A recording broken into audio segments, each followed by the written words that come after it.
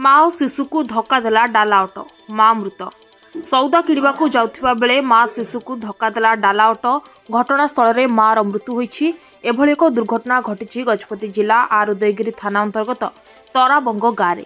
गाँवर 35 वर्षीय पार्वती नायक नामक एक महिला निज 1 वर्षर कुन्नी झील को धरी सौदा किणवाई गाँ ठारे थिबा एक दुकान को जाउथिबा बेले OD20K2283 नंबर एक डाला ऑटो विपरीत दिगरू आसी पार्वती को धक्का देइथिला, जहाँफल पार्वती आहत होई तले पड़ जाइथिले।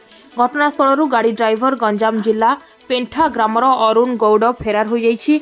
स्थानीय लोके आर उदयगिरी स्वास्थ्य केन्द्र को नैथिले, हेले तांकर स्वास्थ्य अवस्था गुरुतर हेबारु तांको चंद्रगिरी गोष्ठी स्वास्थ्य केन्द्र को आनिथिले। सेठारे डाक्तर मृत्यु घोषणा करथिले, हेले किंतु शिशुर स्वास्थ्य अवस्था भल थिबा नै डाक्तर कहिसंती।